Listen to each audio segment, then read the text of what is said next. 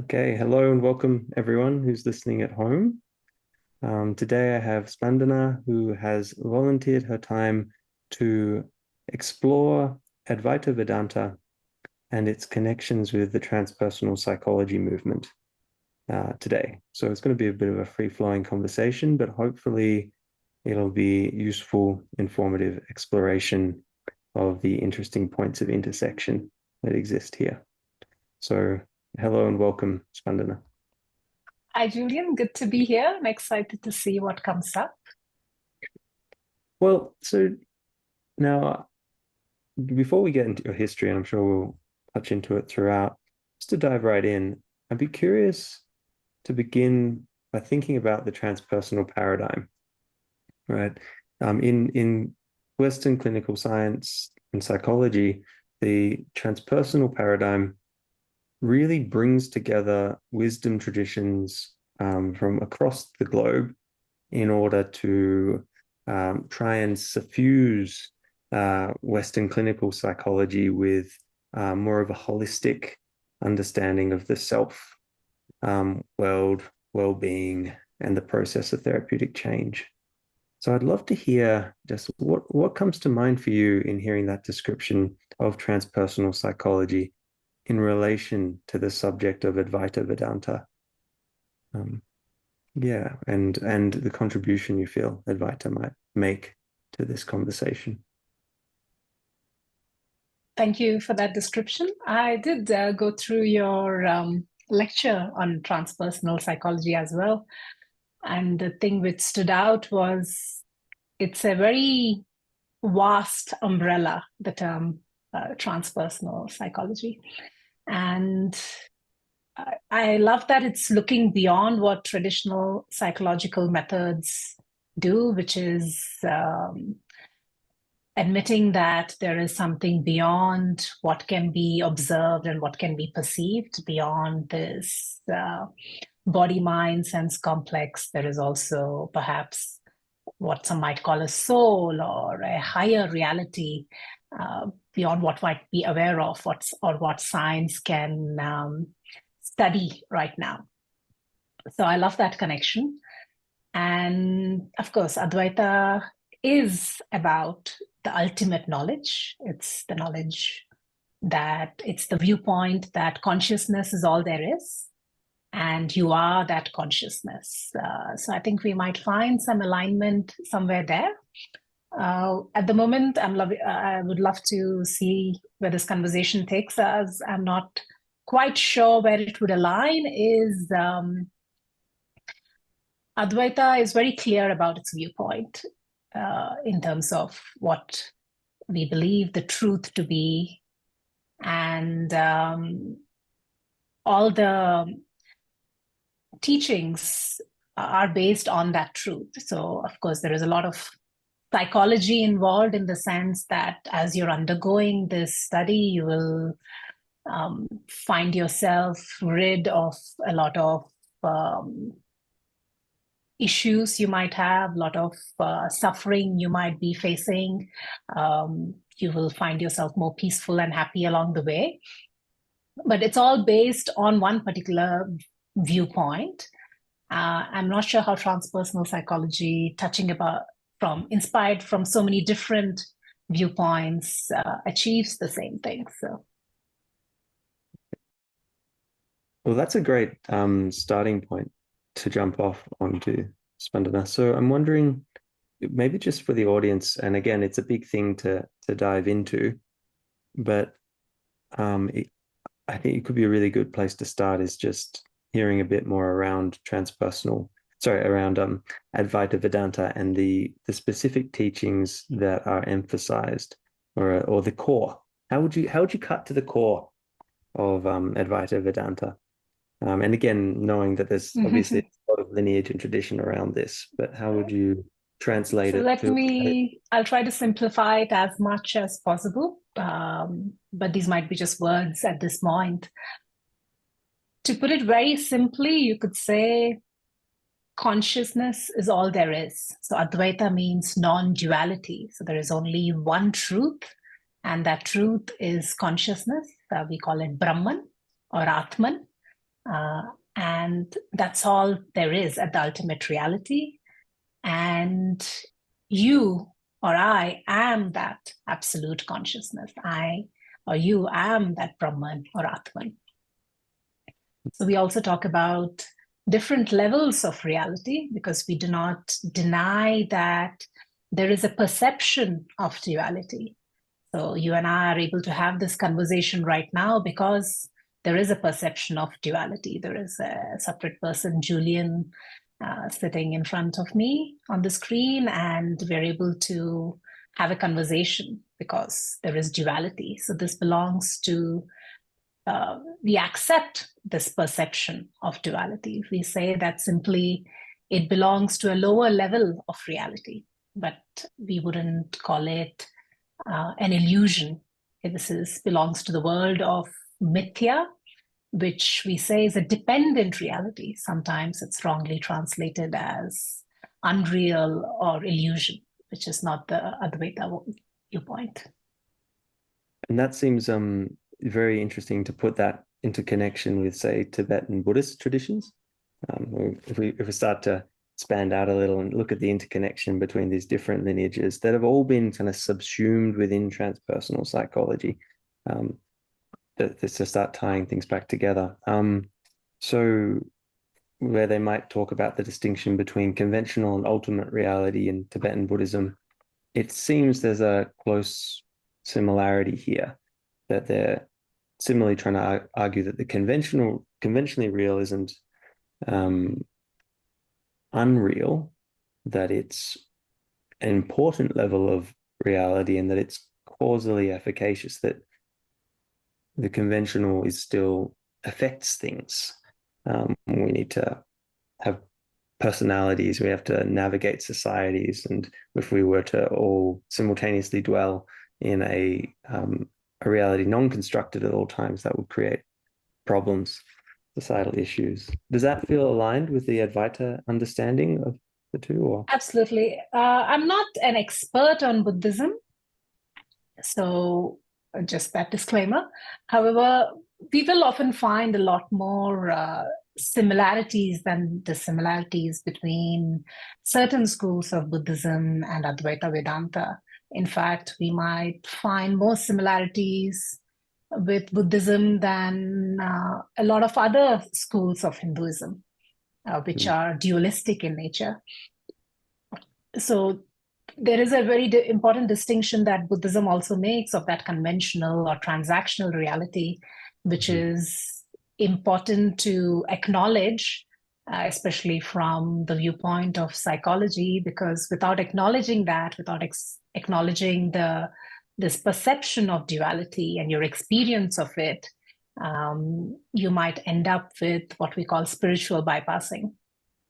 Of course, there are differences between Buddhism and Advaita, which we can discuss, but yeah, maybe this is not the scope of current discussion.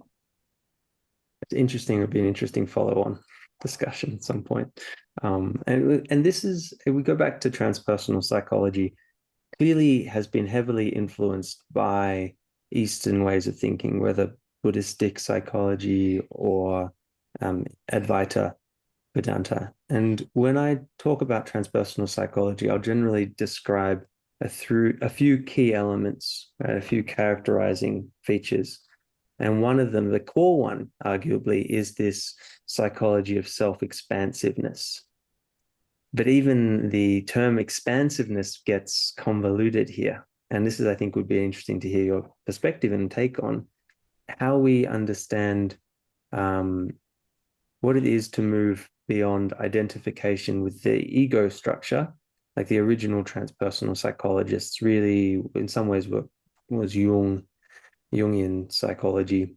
And in Jungian psychology, there's this shift to understanding the ways we enact certain personas in the world based upon our underlying sense of ourself as an egoic doer, and that these are driven by unconscious complexes or sort of sets of beliefs and ideas that are held based on our personal life history and our collective cultural inheritance.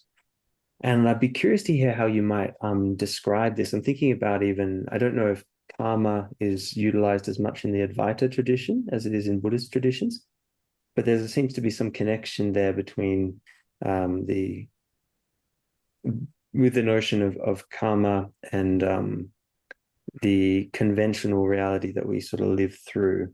Does that, yeah, give us any jumping off points for you? Oh, wow. Yeah, that's quite a few deep points to touch upon. Right. So when I said Advaita accepts this perception of duality, we see duality as a step in the process, right? So to negate, to ultimately, of course, Advaita goes on to ultimately negate duality, but it will go through the process of understanding what is this duality. So it will go through this process of understanding what is it that I currently think I am, because the problem is not just that I don't know who I am. I have a confusion about who I am. I think when I say I'm brown or I have black hair, I'm identifying with this body. When I say I'm of a certain intellect or I'm experiencing a certain emotion, I'm identifying with the intellect or identifying with the emotional personality. All right. So I have a confusion about who I am.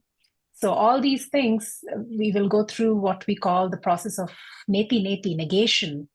But this negation does not mean that I'm saying I am not this exactly. It is saying I'm distinct from this. It is not saying I'm different from this. It's saying I'm distinct from this, in the sense that when you look at a wave in the ocean, the wave is not the ocean. It's distinct from the ocean. It is same as the ocean in the sense that the essence of both the wave and the ocean is water. But the wave has a limited name and form, and the ocean has a bigger form, right? But in the essence, they're both the same. So when the wave is saying, I'm not the wave, it's saying I'm more than this. I'm not simply this. Right? Does that? That makes And sense. that was maybe addresses the first part of what you raised, and about karma. Oh, yeah, we All right. can have a whole series about karma. Well, But could we yeah, focus on neti a little bit and clarify this for, sure. so I'm interested because I'm seeing a parallel even in the Buddhist focus upon primal ignorance, or this idea of dukkha or suffering. Sometimes it's described as suffering, sometimes as reactivity, sometimes as primal ignorance. And in the case of primal ignorance, it's an ignorance as to the nature of experience or one's self, right? And so then the characteristics of the idea being that the suffering is generated by a reactivity that is rooted in experiencing the world as permanent when it's in fact impermanent. I'll just rephrase that question now the internet's stable. So I was thinking about these three characteristics of impermanence, no self, and suffering, and this idea that suffering results from taking experience to be permanent and identification with a fixed self, which is usually the character, the body, the mind, the Right. emotion. So there's a few different things here. So we would agree with the point of view of suffering is caused because of ignorance of your true nature. Where we might differ is talking about what is that ultimate true nature. Correct? So in the sense that even the schools of Buddhism which come closest to Advaita will still shy from naming what is left after all the neti. When you say, I'm not this, I'm not this, what is it that is left? They will say it's too subtle to talk about. In Advaita, we don't shy away from talking about what is that, what is left, right? And this is often that because running between Atman and Anatman, generally this. right. So when you talk about Atma and Anatma, it's again duality, right? So the one step of inquiry is saying Brahma Satyam Jagat Mithya, which means Brahman is the only ultimate reality, and Jagat, this world, is Mithya, a dependent reality. That is a step in Vedantic inquiry. But eventually you will come to Sarvam Brahman. Everything is Brahman alone. And so let me talk about the point of suffering you raised. We will agree that suffering is because of ignorance of your true nature. And what is your true nature? Your true nature is you are this absolute consciousness. You are everything. You are fullness, Purvattam in itself. Your nature is this fullness. And because you are not aware of your nature as fullness, you feel you're lacking in some way. And to complete this feeling of lacking, you go about trying to fill this void with the things of the world. But all these things of the world are impermanent, which is the other point you raised. It's about confusing the permanent with the impermanent. What you're ultimately looking for is permanent happiness, right? When you inquire into any of the activities that you undertake, be it a career, be it a relationship, or anything you might want to acquire, if you inquire into it, you will see that it's because you're looking for happiness. But what kind of happiness do you want? Do you want to be happy today or tomorrow? You want to be happy forever? Do you want a little bit of happiness or a lot of happiness? You want it all. So you're looking for permanent, infinite happiness, but mistakenly looking at it in impermanent objects. So that's where the suffering comes in. And the only way to remove this suffering from the Advaitic point of view is to know your true nature, which is fullness itself. This is interesting. And I think to cycle it back to transpersonal psychology, the early terminology that was going to be applied to transpersonal psychology was transhumanism, a form of transhumanistic psychology or transhumanistic counseling. And the idea was, or even just post-humanistic counseling. And the idea at that time was that there was a continuity with humanism as an approach to psychotherapy and counseling, but it went above and beyond. So in particular, the idea was that whilst humanism didn't quite grapple with some of those fundamental questions about the nature of self, the nature of reality, the nature of experience, transpersonal, transhumanist psychology really sought to. But it's an interesting kind of connecting up some of these dots, I think, because we think about existential counseling and existential psychotherapy is really grappling with the existential givens, recognizing that you're going to die, that there's the inevitability of death that we have to come to terms with. At the same time, that generates a need to take responsibility for finding meaning in your temporary existence, and that we can't really shuck off that responsibility and that freedom. This is interesting. I'm just thinking out loud here a little bit, but there's a connection. I feel like existentialism was an attempt to grapple with the existential condition, but it arose out of a sort of secular humanist context. And then transpersonal psychology or post-humanism takes on those existential questions, but then draws upon the wisdom traditions of a range of different cultures to attempt to engage with them. So hence we sort of see here a lot of what you're seeing in humanism and existentialism, but we're additionally seeing this interesting exploration of the nature of self, the nature of suffering from a mistaken identification with things that are not self and transitory objects and things like that. That's very interesting. So let me talk about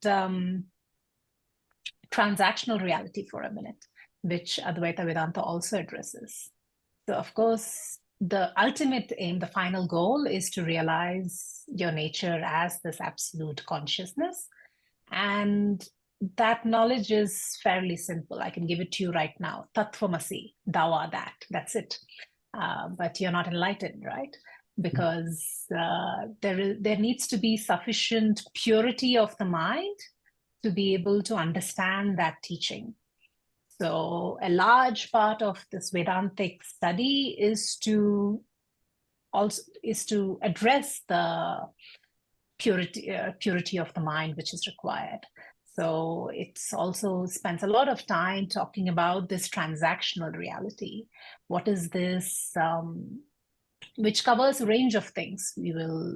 I think transpersonal psychology also talks about different states of consciousness, higher levels of consciousness beyond, our waking state. So typically we're all aware of the waking, dreaming, and the deep sleep state. But in certain high levels of meditation, you can express certain states of samadhi, this experience of non-duality and such. Advaita will put all this under the realm of transactional reality, right? So this is still not the ultimate reality. You cannot come to the ultimate reality through any experience. It's not a state, not even a state of the ultimate samadhi, because you will come out of samadhi and you can still remain ignorant of your true nature. And in dealing with the nature of suffering, suffering comes from three aspects: Adi-Daivik, Adi-Bhautik, and Adhyatmik. We talk about. So that's what if you've heard any Hindu prayers, at the end of it, when you say Shanti, Shanti, Shanti, the three Shantis are for these three levels of obstacles that you might face. So Adi-Bhautik is from your environment, people around you, everything that you might encounter. Adi-Daivik is the unseen forces, which is also the realm of transactional reality. We talk about, when Hinduism talks about all these gods, devatas, they're not, these are all just name given to the specific manifestation of a particular power. So you and I have a particular limited power of seeing. A cat will have higher capacity to see than us.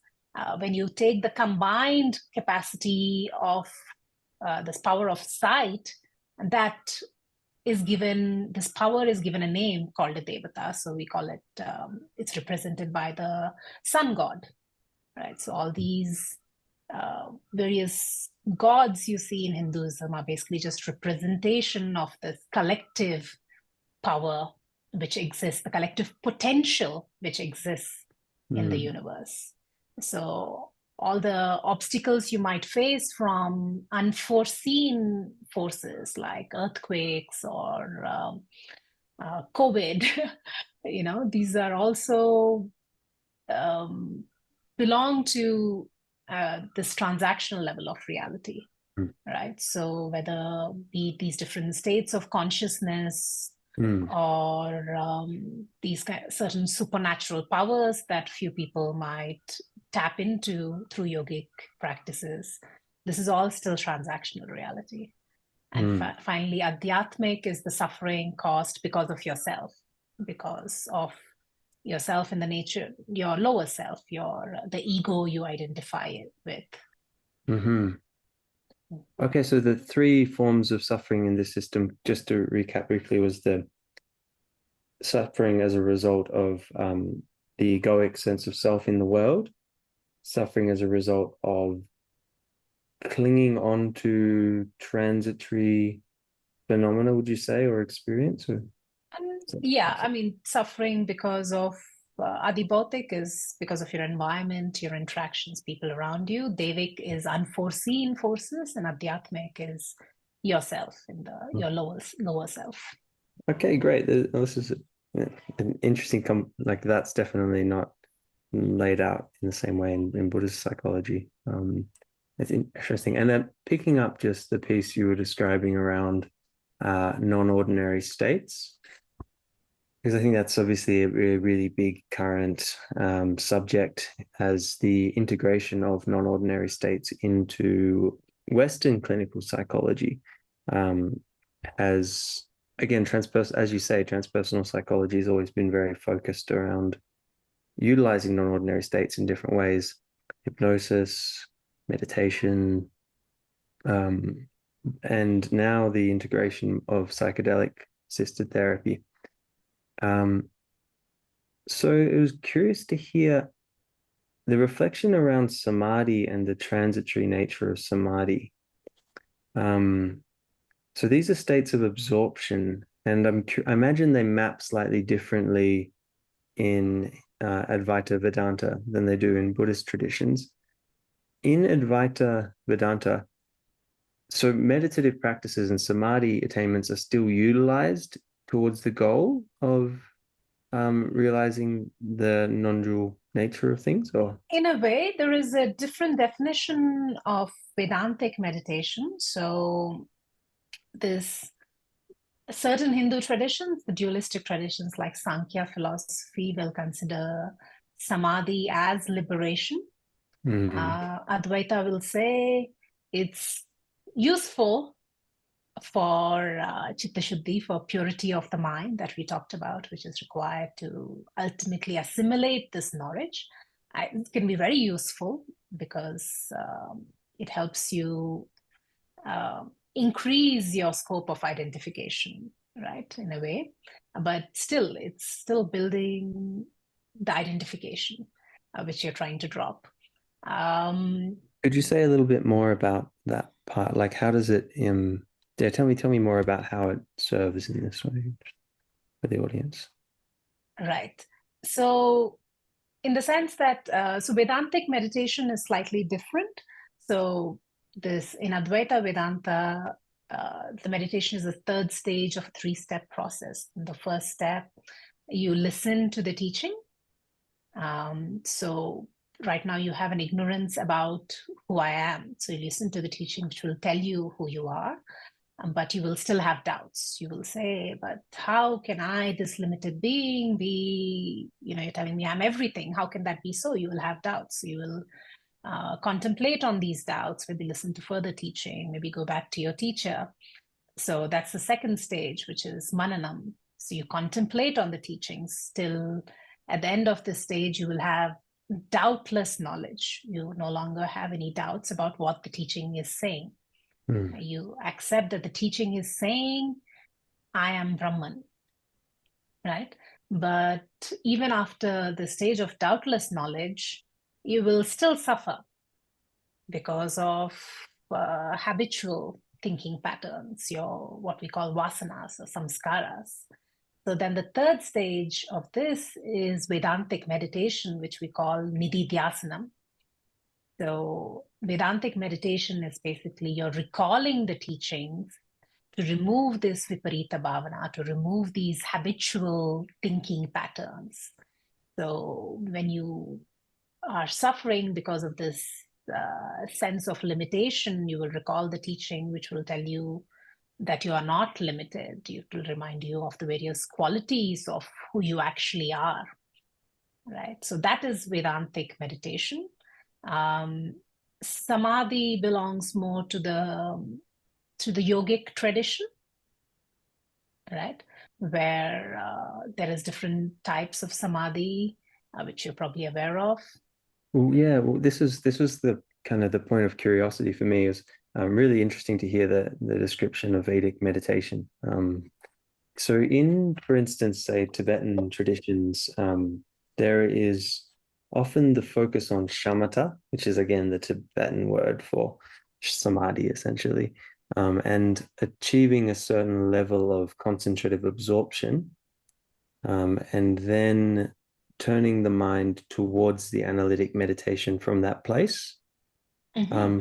This was where my curiosity about whether or not the Vedic tradition integrated samadhi into the practices in that way. So the idea with the Tibetan practices there, that the mind gets sufficiently settled, stilled, and then from that place of clarity and crystalline, then you can work with the habituated patterns. So whether that's something like niddy niddy. Absolutely. So we would agree with that in the sense, yes, whatever is required for you to gain that purity of mind, right? So there is a definition of this purity of mind, several qualification, and one of those qualifications is this ability to have complete absorption, complete concentration, also. So getting into a samadhi state is, of course, very conducive for that, right? To have a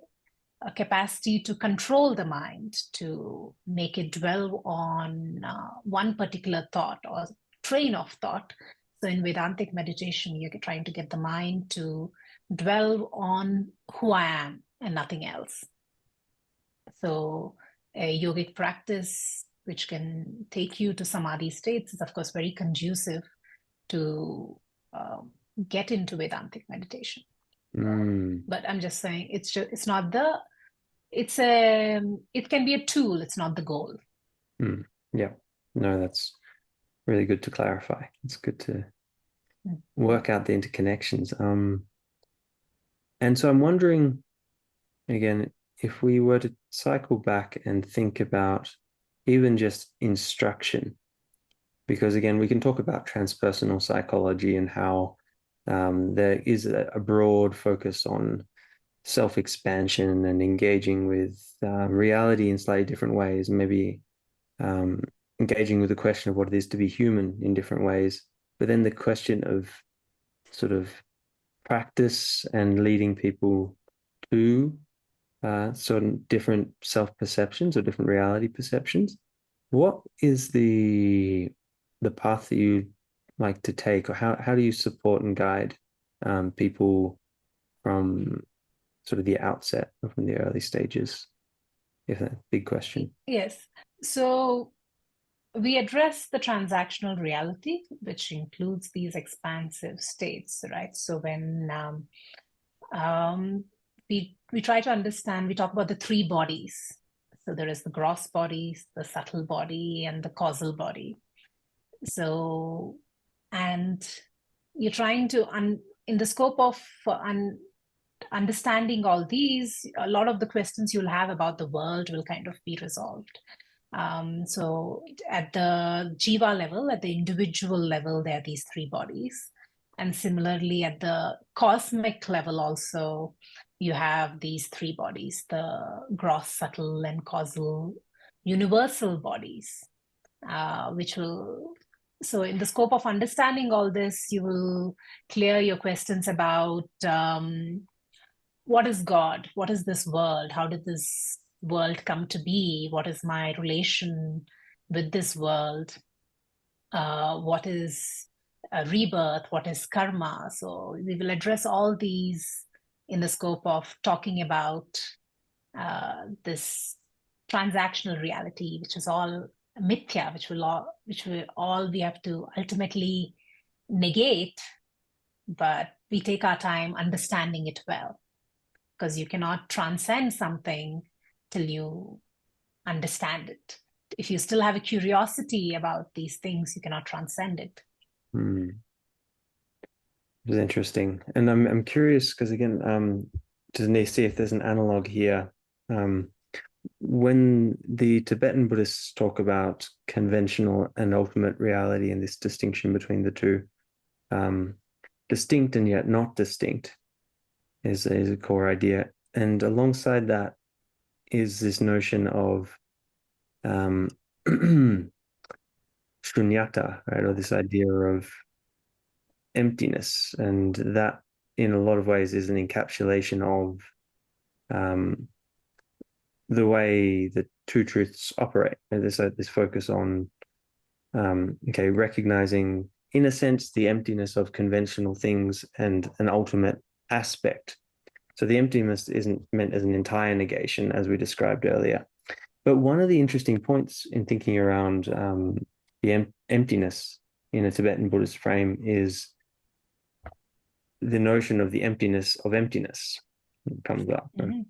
And so this is a part I'm curious to hear your reflections on from within the Vedantic tradition. The idea here is that ultimately even the instruction in language is, of course, empty. And to speak of emptiness can be a valuable pointing out instruction or a skillful means to make contact with a realization. But part of that also includes recognizing that the naming of the thing is not the thing. Mm-hmm. So I'm wondering if there's parallels. There's some parallels. Of course, we don't talk about shunya or emptiness. We don't subscribe to that. There is some parallels in the sense of it is not this and also this, in the sense that if you look at this glass right now, this cup that I'm holding, what am I touching right now? I'm touching the glass. Can I touch just the cup and not the glass? No, I can't. What is the weight of the cup? It's just the weight of the glass. So where is the cup really? It's just glass. So the cup is just the name and form I've given to the glass. So this cup can break, the glass will still exist. The glass existed before the creation of the cup. It's existing right now, and it will exist after the cup is destroyed. So that is the this and not this parallel. So that's kind of what we mean, that in this limited example, the ultimate reality is just the glass, and the transactional reality is the cup. Mm-hmm, mm-hmm. So it's just a name given to the functionality. Interesting. So the analogy here might be that the words utilized to describe this quality of existence or reality are just like the cup. But then the thing they're referring to is the actual truth they're attempting to describe. Is that getting to right? That's from the Advaitic point of view. I'm not quite sure what the Buddhists are saying. Like I said, I'm not an expert on Buddhism. It's an interesting thing. Like I think it would be a good discussion to explore the connection between shunyata and, I mean, again, and people have written back and forth, right, over whether or not Atman and Anatman are ultimately distinct positions, particularly when certain branches of Buddhism, like the Dzogchen. Right. It depends. I think the confusion comes when you take a statement from Vedanta or from the scriptures, and the context is not given as to what are we talking about. Right. So you will have certain statements which will talk about Atma and Anatma as different. But of course, we are talking about the transactional reality then. But the ultimate reality is only one. That's the definition of non-duality. So what did this world come from if there was nothing else? This world is also a manifestation of that ultimate reality. Right. So if you want to call God, what did God so in the case of this cup maker, he had access to, so there was an intelligent cause, the maker of this cup, and there was a material cause, which is the glass. They were two separate entities. But in the case of this world, God, if you want to call it that, did not have any separate material to create this world. So this consciousness principle created this world out of itself. So there is no separate existence to the world other than Brahman. It's interesting, and more and more, talking about it, there's a desire in me to explore the intersections between different traditions here, like the Hegelian notion of the absolute, and the notion of that the absolute incarnated in spirit form in the world in different bodies in order to see its own nature. So the absolute kind of needs mirrors in the form of bodies, in human beings or as different animal forms.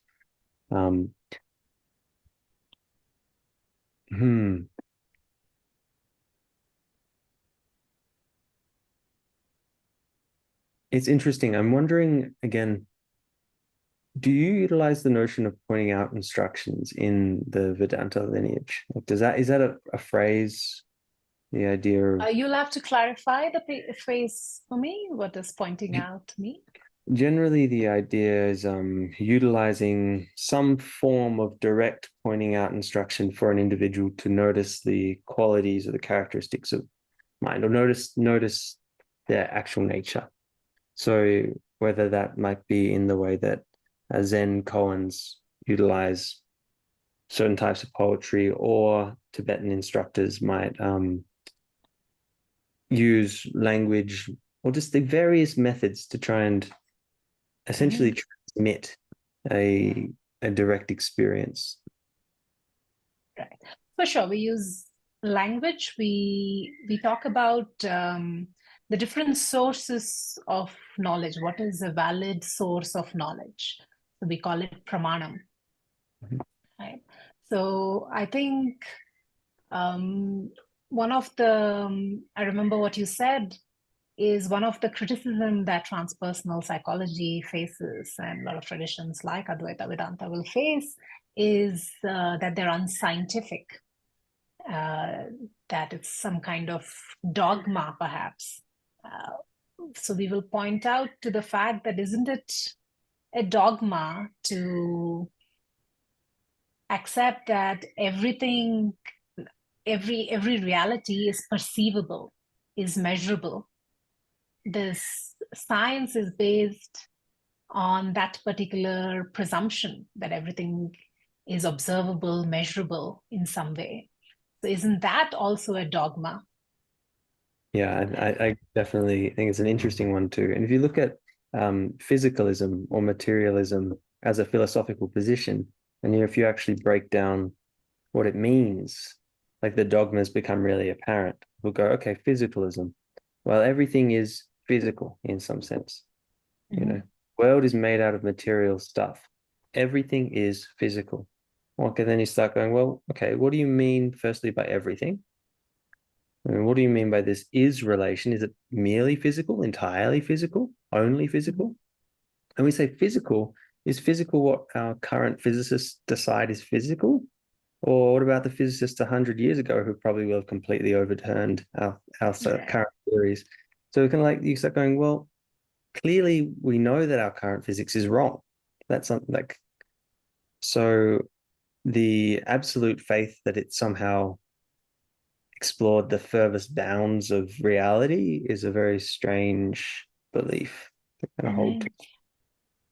Right. So coming back to what I was linking that to what I was saying about the valid sources of knowledge, the Nyayikas, who were the original logicians thousands of years ago from the Indian tradition, they came up with this categorization of what is considered a valid source of knowledge, right? So right now, you can see that this top I'm wearing is white. And how do you know this? Because you can see it. Can you prove it in some other way? Can you smell and tell me this is white? Or can you taste and tell me this is white? You can't. You're relying on your perception of sight to say this is white, right? So, and you consider that a valid source of knowledge. What is considered a valid source of knowledge? It should be self-valid by itself. No other source of knowledge needs to be able to prove it, right? So it's self-valid by itself, but no other source of knowledge should also be able to negate it.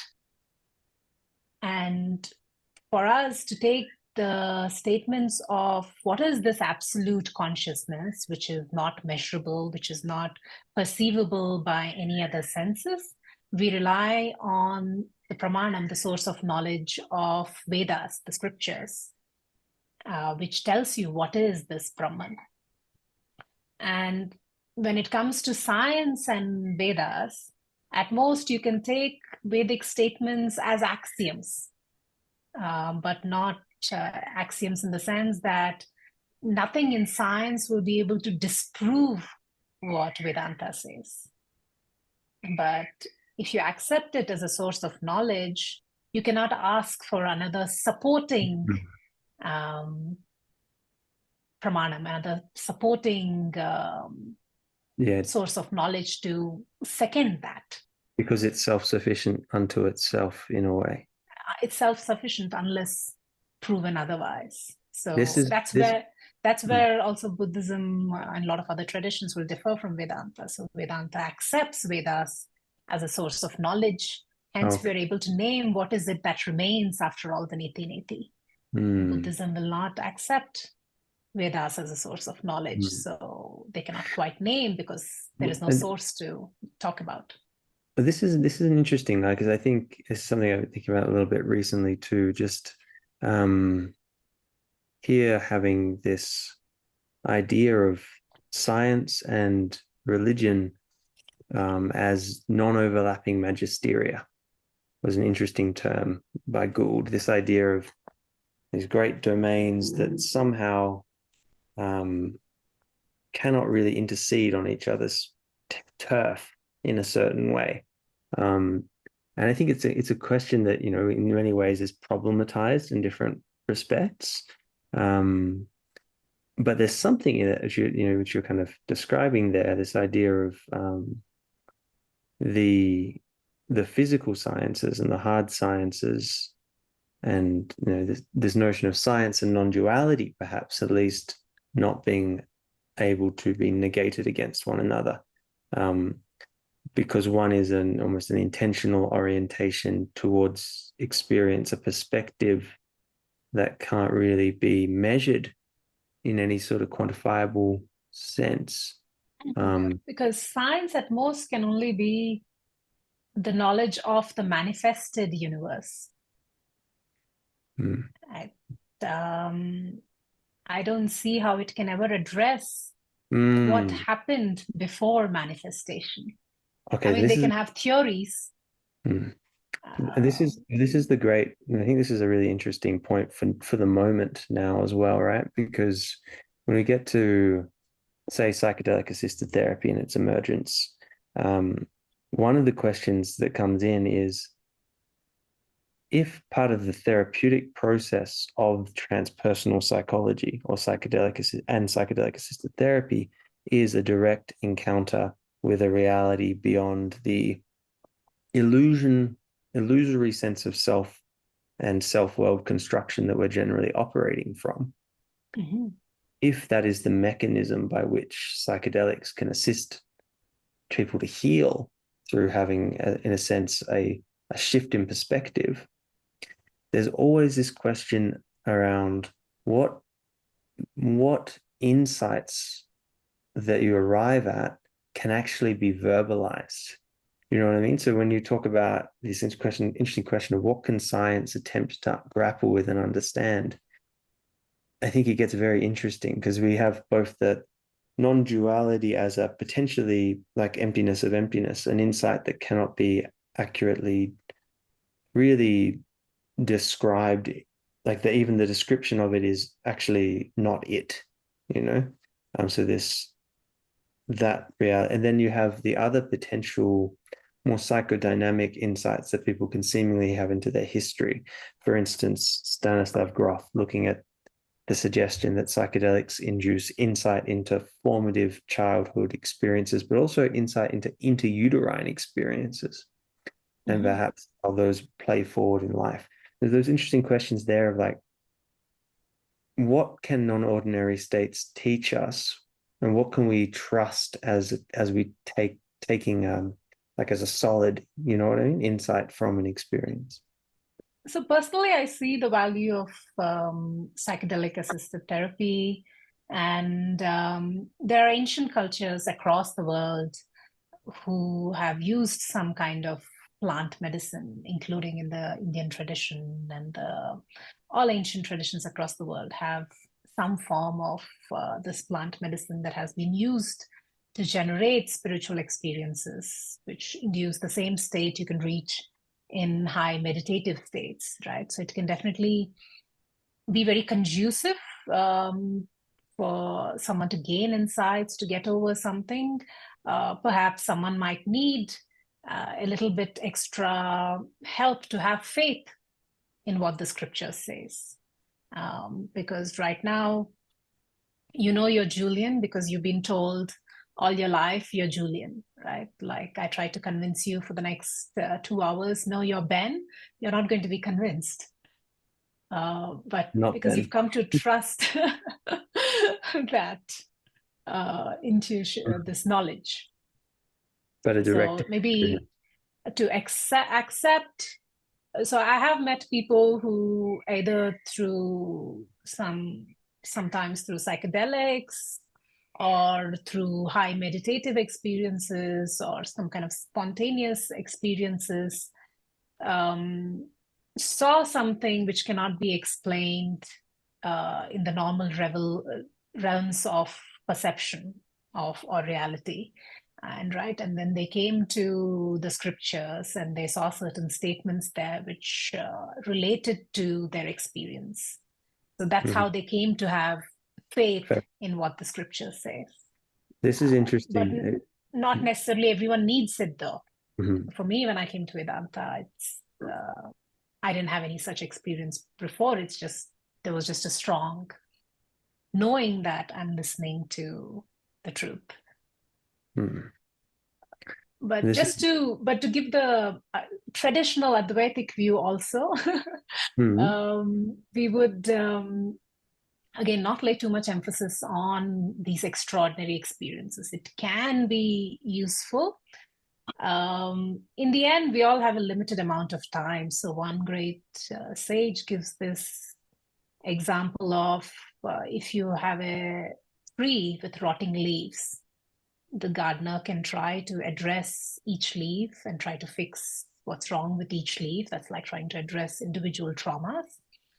Or you can nourish the root, and that will take care of all the rotting leaves and any future rotting leaves which come up. So Advaita Vedanta is kind of like that, nourishing the root, which is focusing on just knowing who am I, this ultimate knowledge.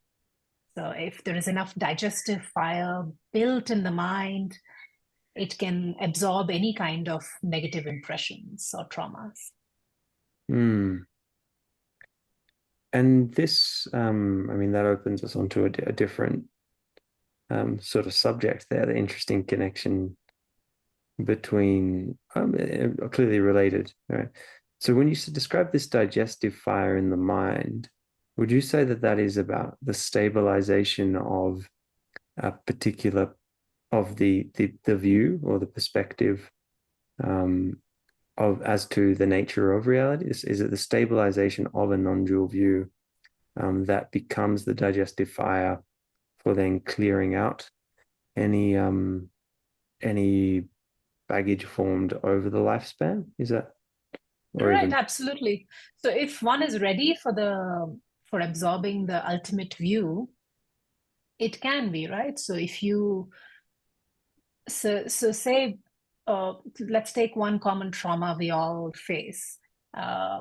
This is the fear of death, fear of losing a loved one. This is a trauma of loss that might have experienced in this life, or we've experienced over many lifetimes. There is this deep trauma of loss we've experienced across lifetimes that we carry.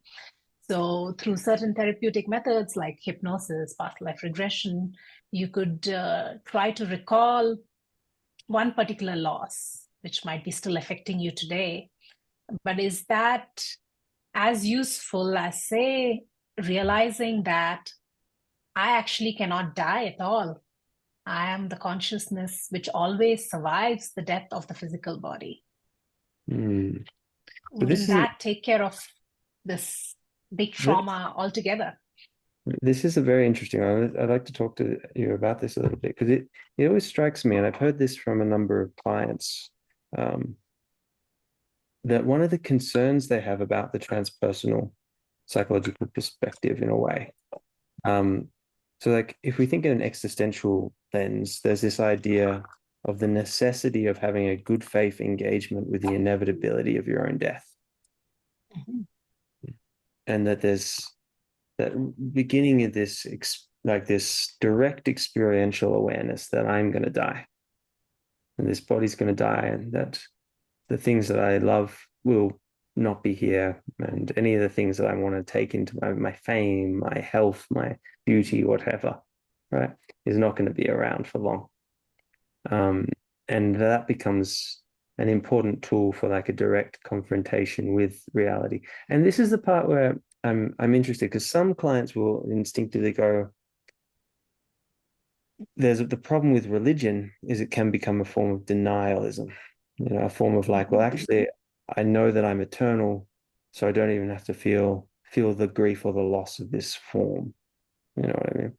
I don't think that's sympathetic enough to the tradition, but I'd love to hear your thoughts or your response.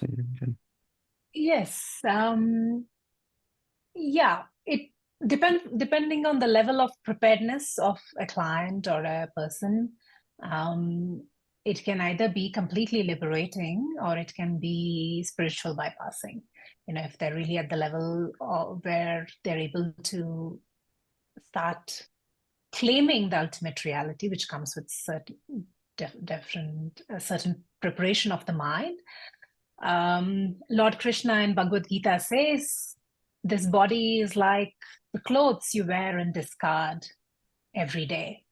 It's in the scheme of things, it's as temporary. You will just like every day you wake up and put on your clothes. Every lifetime you will get a new body. So what are you grieving for, Arjuna, he says. So it can sound definitely very harsh, right? But and that's where I find it important that to reemphasize that Advaita is not just asking you to drop the attachment with this mortal body. It's asking you to claim your immortal self. So when you're dropping the attachment with this mortal body, it is to claim your immortality, because that's what people are running around seeking right now. They are seeking, I guess somewhere deep down, they have the sense that I am immortal, that I am permanent. And but the suffering comes because there is a confusion about the I. Yes, you are immortal, you are permanent, but the I is not this body. The I is not this mind and intellect. This is temporary. The fact that it will perish is as certain as the fact that it was born. Well, this is, I think, a really interesting jumping off point. As you describe that, I think about this idea that I'm going to put this. So this similarly, you point to the fact that the desire to live forever, almost a felt sense of immortality, is an expression on some level of recognizing one's nature as eternal, but it's just a misdirected one. There's an interesting thought that I've quite appreciated, the idea that we can utilize desire, even desire and pleasure in this worldly kind of way as a skillful means for making contact with something beyond it. So I'm curious. So for instance, in the Theravadan Buddhist traditions, there's the utilization of jhana practices. So states of samadhi, essentially, states of absorption. Very parallel, I suspect, the yogic absorption states in Indian tradition. But in these states, one of the objects that is utilized to deepen the absorption is actually pleasure. Like it begins with finding like after a certain point of single pointedness, a certain quality of single pointedness, then the awareness steps over onto a focus upon pleasurable aspect of experience and then allows that to grow and sort of like pours itself into that experience. And when there's sufficient attention and focus, then the pleasure will take off, as it were. The pleasure will become rhapsody, glee, and then from that, it'll turn into subtler forms of pleasure, which, because again, even rhapsody and glee are quite coarse sensations to experience. So the idea then, I guess, in this idea is this even desire becomes a skillful means to cultivating sufficient qualities of mind, such as samadhi, to then be able to turn the mind towards reality in a certain way with cultivation. I'm curious here. Any thoughts? Yeah, thoughts. This, for sure, we work with anything, any experience which comes our way. And your nature, this Brahman nature, is described as Satchitananda, which is absolute existence, absolute consciousness, and absolute bliss. So that's your essential nature. And the journey is realizing this nature as yourself, right? So, but this Ananda, this absolute bliss, is a much superior quality than pleasure that can be experienced from objects of the world. So we give the example of this dog which is chewing on a dry bone. So it goes on chewing and chewing and chewing, and at some point the bone cracks and the shards cut the mouth of the dog. And so the dog bleeds and it tastes blood and gets very excited because it's tasting blood, and then it goes chewing some more. But what is the dog experiencing? It's experiencing its own nature, right? So people going about the world are a bit like that. When we go about chasing these things which we think will give us happiness, and they do temporarily give us happiness, what's happening is they're creating the environment for the mind to be calm enough that your own inner Ananda is getting reflected in a calm mind. Right?